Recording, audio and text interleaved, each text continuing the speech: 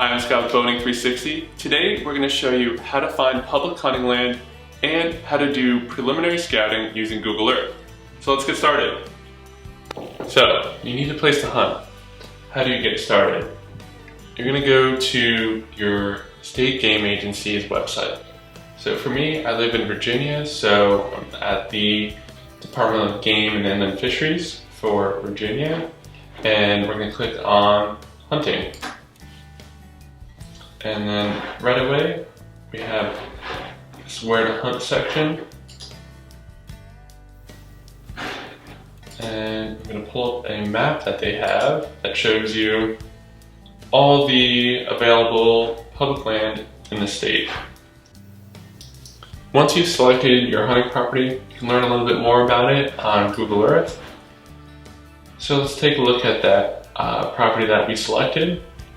So right away you can tell there's a good sized lake here, there's a bunch of fields over here, there's a river on this side, and then it looks like a mix of hardwoods everywhere else.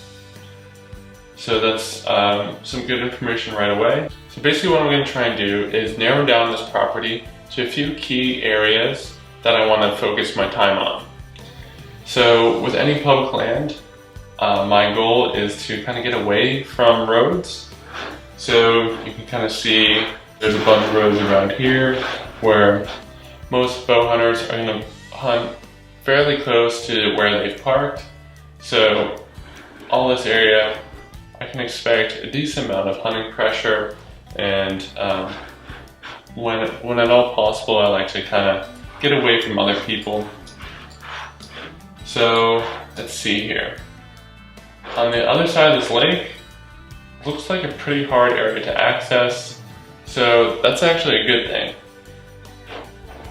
The closest parking area is right about here, and then you have this whole huge area where people are going to have a hard time getting out there, which is great for me, which means I might have that whole section to myself, or at least, cut out a large majority of the people.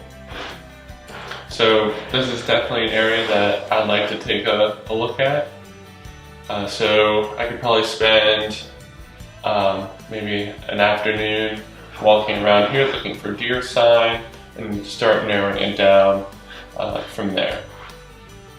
So over here, this whole section here, I could probably get rid of that right away.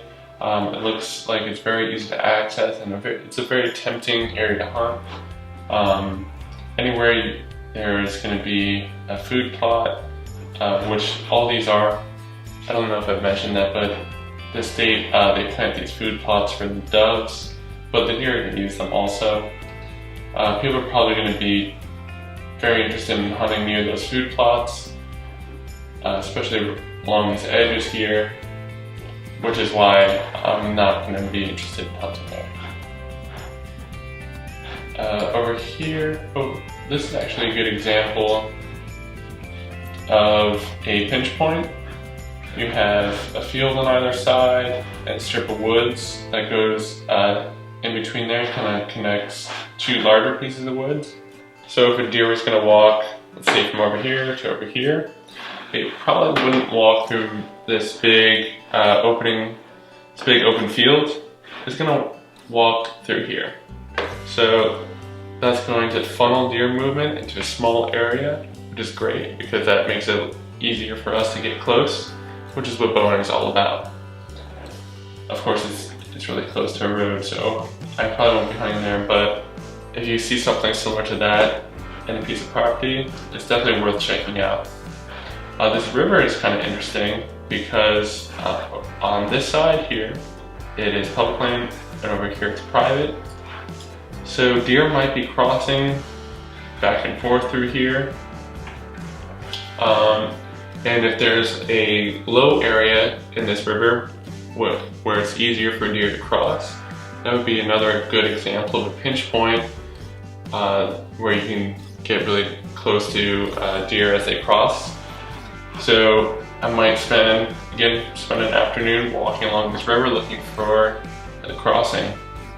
Hopefully you guys kind of got the idea of what scouting on Google Earth is all about. It's more or less, it gives you a way to learn a property without spending a ton of time walking around. And then you can kind of pick certain areas that look interesting to you, and then you can kind of follow that up with some scouting sessions.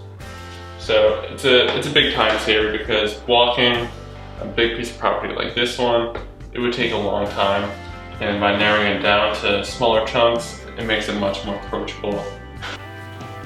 So once you've kind of narrowed down your area by using Google Earth or some other mapping software, next step is to get out there, do some hiking, look for deer sign, look for deer trails, maybe hang a trail camera, and then from all that information you gather throughout the summer, you can make an educated guess on where to hang a tree stand or a ground blind that will get you within bow range of a deer.